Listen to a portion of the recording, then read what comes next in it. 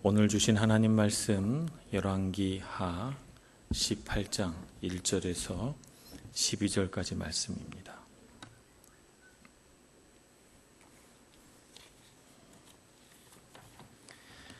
열왕기하 18장 1절에서 12절까지 말씀, 저와 여러분이 한 절씩 교독하겠습니다.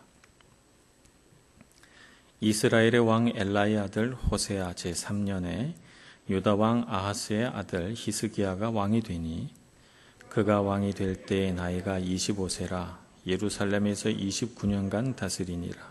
그의 어머니의 이름은 아비요 스가리아의 딸이더라.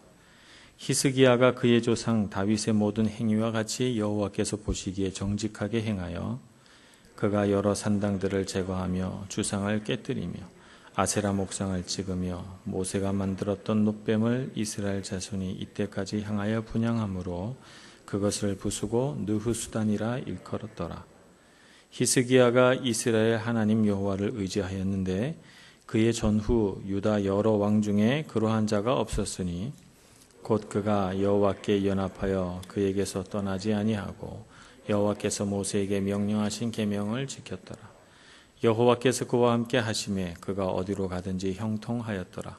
저가 아수르 왕을 배반하고 섬기지 아니하였고 그가 블레셋 사람들을 쳐서 가사와 그 사방에 이르고 망대에서부터 견고한 성까지 이르렀더라.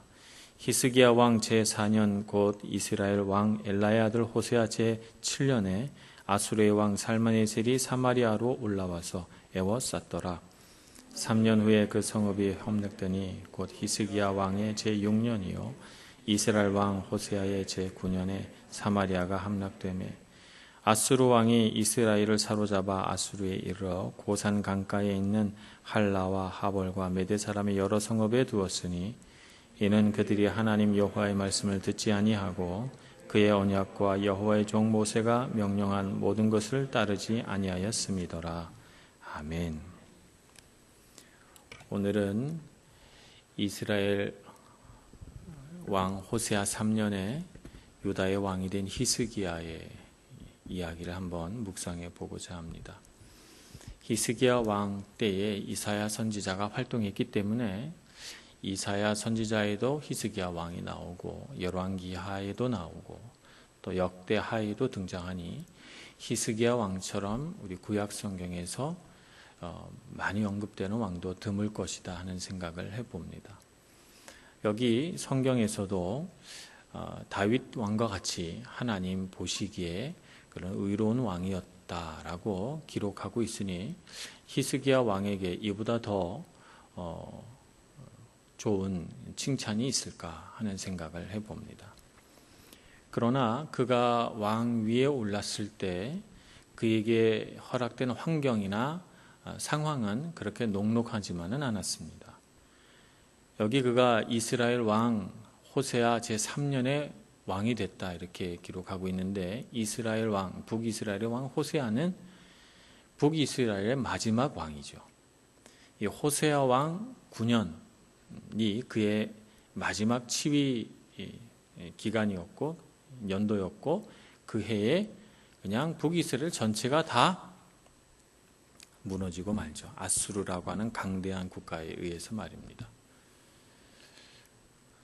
근데 이 마지막 왕 호세아 3년에 왕 위에 올랐는데 이 호세아 왕 제위 7년째 접어드는 해에 아수르 왕이 사마리아를 포위해서 3년간 포위 공격을 하니까 그가 실제로 왕으로서 그가 적절한 능력을 발휘할 수 있었던 기간은 6년밖에 되지 않고 그 6년의 기간 중 절반에 해당되는 3년째 되는 해에 히스기야가 왕 위에 오르게 됩니다. 그때 그의 나이가 25살. 왕으로서 적절하다고 생각하면 적절한 나이일 수도 있지만 또 다른 한편으로 생각해 보면 참 이 위기의 때에 25살 너무 젊다 하는 생각을 문득 하게 됩니다. 그런데 그에게 있어서 악조건 하나가 더 있었는데 그의 아버지 아하스라고 하는 왕은 그의 아들 히스기야에게 좋은 유산을 물려주지는 못했어요.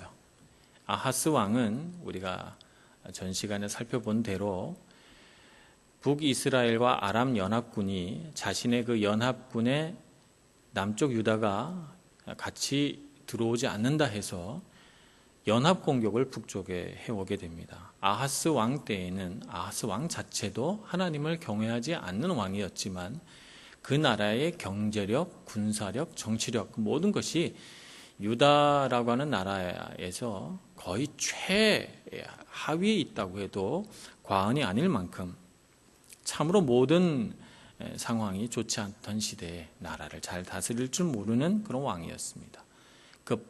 마음이 급해진 아하스 왕은 멀리 떨어진 아수르의 도움을 요청해서 아수르 왕이 달려와서 아람과 북이스라엘을 공격합니다. 그 바람에 간신히 이 아람 북이스라엘 연합군을 물리치게 됩니다. 그리고 나서는 얼마나 기뻤던지 아수르라고 하는 나라에서 섬기는 우상, 그들이 그 우상을 향해 쌓았던 제단 이런 것들을 전부 모방하고 수입해서 그 나라의 우상 숭배와 여러 가지 아수르 제국의 좋지 못한 문화가 횡행하도록 장려한 사람이 아하스 왕이에요.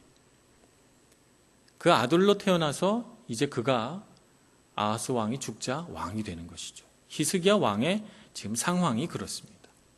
국제 정치로 보자면 그는 매우 위급한 때에 이스라엘의 경제력, 군사력, 정치력이 최하로 떨어진 그런 시대에 나이 25살의 젊은 나이에서 아버지로부터는 아무것도 영적인 유산을 이어받은 것이 없이 왕이 된 것입니다.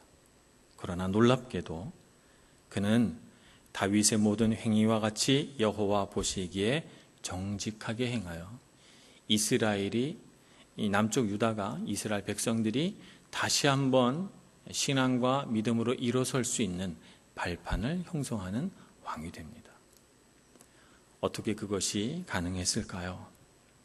그는 가장 먼저 산당을 제거하고 우상을 깨어 부수고 하나님이 아닌 다른 것이 있다면 모세가 세웠다는 놋뱀조차도 부수어 깨트려서 하나님을 향하게 하는 그런 놀라운 신앙생활의 쇄신을 남쪽 유다 나라 가운데 일으켜냅니다. 이러한 히스기야 왕의 어떤 열심, 하나님을 향한 그 열정의 가장 깊은 것에 무엇이 있었는가 하면 하나님과 연합하는 마음, 하나님께서 함께 하신다라고 하는 믿음, 그것이 그의 마음 깊숙한 곳에 있었습니다. 오늘도 우리가 이 세상을 살아가면서 히스기야 왕과 같은 그런 영적인 쇄신을 이루어내려고 하면 우리에게 어떤 것이 필요할까? 당연히 하나님과 연합하는 것이 우리에게 필요하고 그것을 통해서 하나님과 함께 하심을 누리는 것이 우리에게 무척 필요한 일이다 이렇게 말할 수가 있습니다. 그런데 안타깝게도 우리의 초점은 어떻게 하면 하나님과 연합할까? 어떻게 하면 하나님의 함께 하심을 내가 느끼고 그것을 누릴 수 있을까에 우리의 관심의 초점이 가는 것이 아니고 그 다음에 나오는 말에 우리의 관심의 초점이 갑니다. 형통하였더라. 거기에 우리의 관심의 초점이 갑니다. 형통하였더라. 그래서 형통하려면 하나님과 연합해야 되는구나. 이렇게 거꾸로 나아갑니다. 우리의 생각이. 하나님께서 주신 형통함은 하나님께서 함께 하심의 결과물인데 우리는 그 결과물을 붙들기 위해서 형통함을 누리려면 어떻게 해야 될까? 함께 해야지. 이렇게 됩니다. 사실은 하나님과 함께 하심이 목적이고 하나님과 그 함께 하심이 우리 최고의 목표라서 그것을 향해서 계속 가다 보니 형통함을 누리게 되는 건데 하나님 안에 모든 것이 다 있기 때문에 그래서 그것을 통해서 자연스럽게 형통함을 누리게 되는 건데 그것은 결코 우리의 목적이 아닌 것인데 어느새 우리는 바꿔치기 해서 형통함이 우리 삶의 목표가 되고 그 형통함에 도달하기 위한 과정을 하나님과 함께 하심을 누리는 것이라고 착각하는 이런 신앙생활에 빠져듭니다. 오늘 우리는 우리 삶의 목표를 바꿔야 합니다. 우리 삶의 목표는 형통함이 아닙니다. 천동설을 주장하는 학자들과 지동설을 주장하는 학자들이 앉아서 토론을 하는데 타협을 할 수 있습니까? 그래서 그 두 학자들이 타협하기를 낮에는 천동설로 태양이 이렇게 움직이고 밤이 되면 이제 거꾸로 지구가 회전을 합니다. 이렇게 타협을 할 수 있습니까? 없습니다. 둘 중에 하나죠. 둘 중에 하나입니다. 진리는 그겁니다. 진리는 절대 타협을 할 수가 없습니다. 만약 모세가 십계명 돌판을 가지고 내려왔는데 아론과 이스라엘 백성들이 모여서 금송아지를 만들어 놓고 이 금송아지를 여호와 하나님이라고 부르면서 막 춤을 추고 그 앞에서 난장판을 벌이고 있는데 모세가 거기서 분노하고 그 금송아지를 깨트리지 않고 여러분 대화를 합시다. 그래서 이스라엘 백성들과 아론을 모아놓고 자, 우리가 어떻게 하면 이 여러분과 제 사이에 이 간격을 좁힐 수 있겠습니까? 우리 대화로 타협을 해봅시다. 이렇게 하면 믿음이 생기겠습니까? 이렇게 하면 하나님이 기뻐하실까요? 갈멜산 위에서 엘리야가 바알 선지자와 아세라 선지자 450명을 불러놓고 자, 우리 한번 대화해 봅시다. 그래서 당신과 내 신앙 사이에 간격을 좁혀서 적당히 우리가 중간에서 하나님을 믿읍시다. 이렇게 타협할 수 있습니까? 없습니다. 예수님이 바리새인과 대화하다가 여러분의 신앙이 제가 생각하는 것과는 많이 다른데 제가 여러분과 대화하면서 우리 사이의 간격을 한번 좁혀봅시다. 그래서 바리새인들의 생각을 예수님이 절반 정도 수용한다면 그러면 옳은 일입니까? 그렇지 않습니다.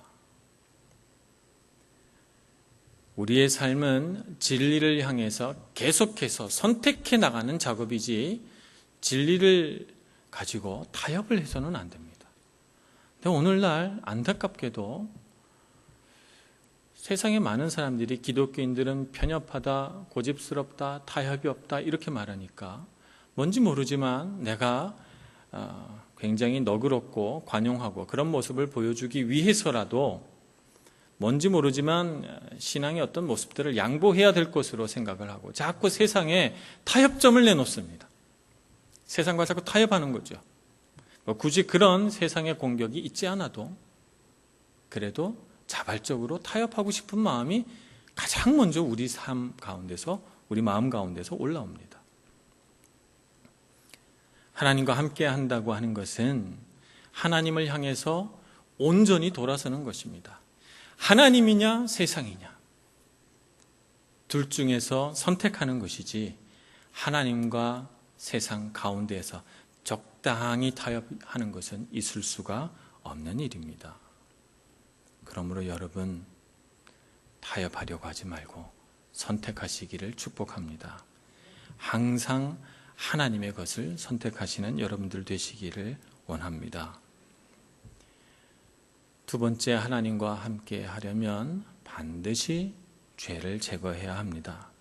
히스기야 왕이 이스라엘 안에 하나님을 위한다 하면서 하나님께 제사한다 하면서 하나님과 더불어 바알신이라든지 혹은 몰록이라든지 여러 신을 더불어 섬긴 곳이 있다는 것을 알았습니다.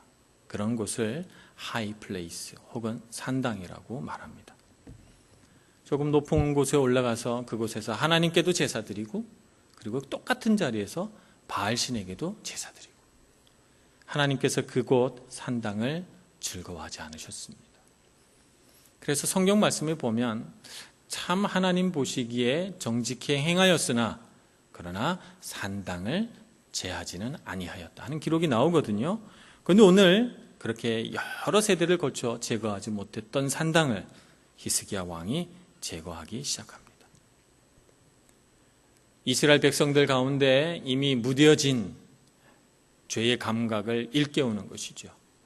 하나님께 제사 드리니까 가끔씩 바알신에게 제사해도 괜찮지 않을까라고 하는 이런 위장된 죄, 타협된 죄, 합리화된 이런 죄를 산당을 다 제거하고 부수어냄으로써 그는 제거하려고 합니다. 심지어는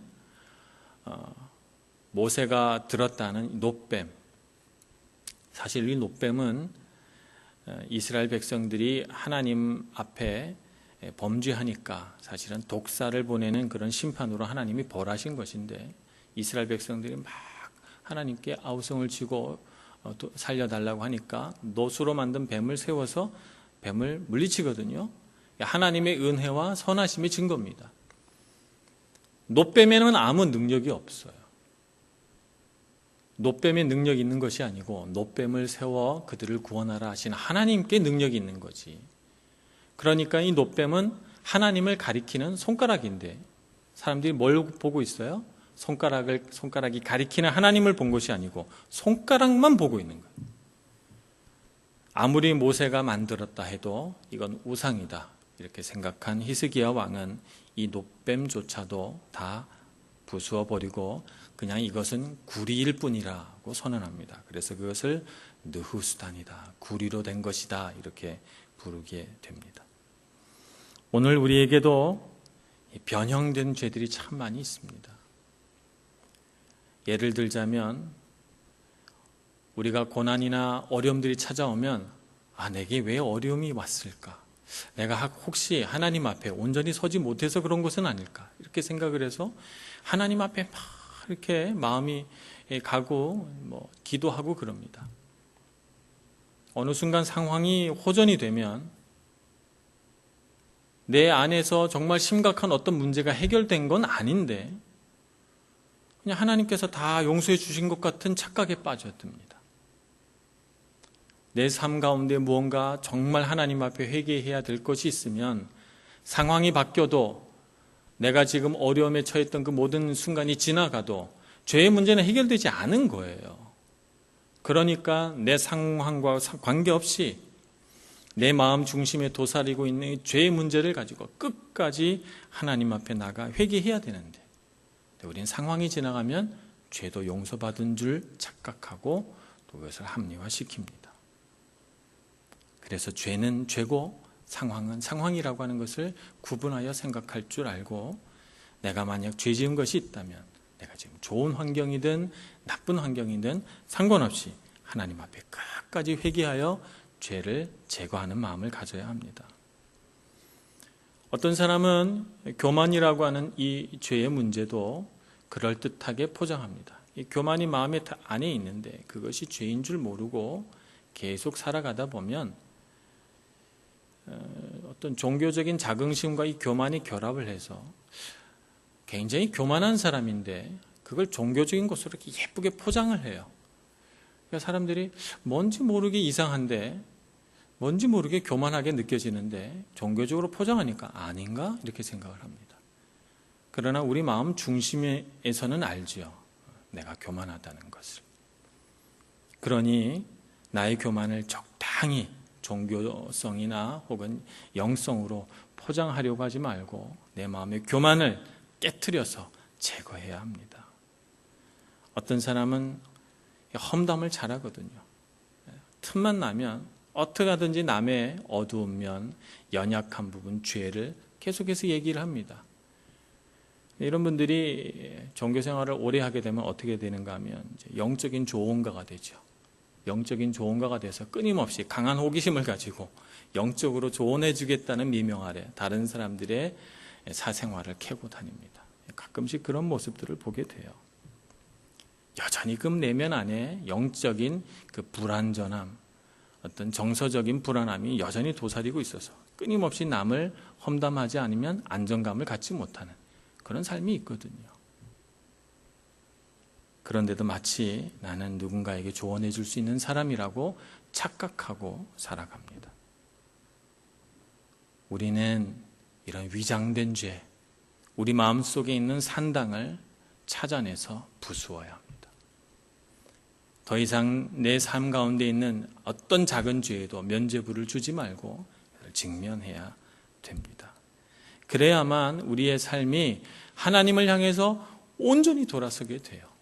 하나님을 향해서 온전히 돌아선 사람만이 하나님의 함께 하심을 느끼고 경험하고 누릴 수가 있습니다.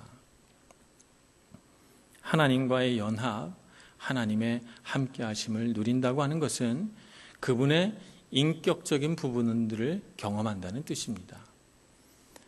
그래서 그분이 나를 향해 어떤 마음을 갖고 계신지, 그분이 내 삶 가운데 어떤 일을 하기를 원하시는지를 아마 내 생각으로, 마음으로, 내 삶의 경험으로 충분히 아는 것이죠.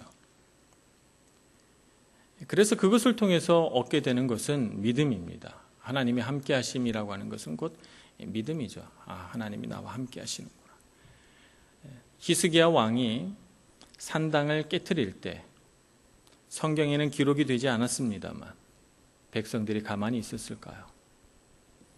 분명히 그 산당에는 산당을 섬기는 제사장이 있었을 거고, 그 산당을 줄기차게 오르내리면서 제사를 드리는 그 마을 주민들과 여러 명의 또 지방 토호들이나 귀족들이 있었을 것이 분명합니다. 히스기야 왕이 나이 25살에 왕이 돼서 산당을 깨트리겠다고 했을 때 과연 정치적으로, 종교적으로 공격받지 않았을까? 분명한 공격이 있었습니다. 그런 수많은 공격에도 불구하고 히스기야가 이렇게 할 수 있었던 까닭은 그가 하나님과 동행했기 때문입니다. 하나님과 동행한다는 말은 믿음이 있다는 말이고, 믿음이 있는 사람은 두려워하지 않습니다. 사람은 실패해도 하나님은 실패하지 않는다라는 믿음 속에 있는 사람이에요. 나는 할 수 없지만 하나님은 할 수 있다고 믿는 사람이고, 그래서 내게 주어진 상황이 내 머리로 아무리 생각해도 이겨낼 수 없는 상황에 있을지라도 그는 하나님이 하시면 할 수 있다라고 묵상하는 사람입니다. 이런 사람은 상황을 보지 않고 하나님을 보고 하나님의 그 거룩하신 성품을 묵상하기에 사람이 주장하고 사람이 내세우는 어떤 것도 두려워하지 않습니다. 우리가 그래야 되지 않겠습니까? 우리가 그런 믿음으로 살아야 되지 않겠습니까? 근데 우리가 갖고 있는 믿음은, 믿음에 대한 오해가 참 있는데, 믿음이 신념인 줄 착각합니다. 믿음이라고 하는 것은 하나님의 살아계심을 알고 그것에 대한 충분한 경험이 곧 믿음인데, 믿음이 신념인 줄 알고 자꾸 자기 확신을 시키려고 믿어야 돼. 이런 건 믿음이 아닙니다. 가끔씩 어떤 분들은 믿음을 너무나도 약화시켜서 믿음을 동의라고 생각하는 분이 있어요. 하나님은 선하셔. 제가 충분히 동의됩니다. 하나님은 무엇이든지 할 수 있습니다. 주님, 제가 알고 있습니다. 주님, 거기에 제가 적극 동의합니다. 이런 것은 믿음이 아닙니다. 믿음은 하나님의 성품을 아는 것이고 그분이 하실 일을 아는 것이고 그것을 믿기 때문에 조금도 망설이거나 두려워하거나 뒷걸음치지 않는 사람이 바로 믿음이 있는 사람입니다. 그래서 내 삶이 최악의 상황을 달려가고 있어도 하나님에게 기도할 때 하나님은 실수가 없으신 것을 제가 압니다. 분명히 여기에 뜻이 있을 줄 제가 믿습니다. 그렇게 믿고 나아가는 사람이 믿음 있는 사람입니다. 내가 아무리 사방으로 우겨쌈을 당하여도 하나님은 선하시니 내게 반드시 선한 것을 주시겠지라고 믿고 사방으로 우겨싼 그 갑갑한 상황을 이겨내는 사람, 믿음의 사람이죠. 지금 당장 내가 기도한 것이 이루어지지 않아도 하나님은 신실하시니 반드시 약속을 이루어 주실 거야 라고 믿고 인내하고 참고 견디어내는 사람이 믿음이 있는 사람입니다. 그러므로 하나님의 살아계심을 믿으시고 어떤 상황에서도 상황을 보지 마시고 세상을 보지 마시고 사람을 보지 마시고 하나님만 바라보시는 저와 여러분 모두가 되기를 축복합니다. 하나님만 바라볼 때 하나님과 동행하는 것이 무엇인지 알게 될 것이고 그분과 연합하는 것이 얼마나 큰 기쁨인지 알게 될 것이고 하나님과 동행할 때 아무런 두려움도 없어지는 것을 여러분 경험하게 되실 것입니다. 그런 신앙생활을 해나가시고 오늘 이 밤에 기도하실 때 그런 하나님과의 함께 하심을 충분히 누리게 해달라고 하나님께 간절히 소원하시는 여러분 모두가 되시기를 축원합니다. 기도하겠습니다. 은혜가 많으신 하나님, 주님께서 동행하심을 날마다 경험하기를 원합니다. 죄로 어두워진 내 눈을 뜨게 해 주시옵소서. 온갖 시끄러운 소리에 막혀버린 제 귀를 열어주시옵소서. 오직 주님의 음성에만 귀 기울이고 오직 주님이 하신 일만 보기를 소원합니다. 우리의 마음에 새 생명 주시고 주님과 동행하는 기쁨을 허락하여 주옵소서. 예수님의 이름으로 기도합니다. 아멘.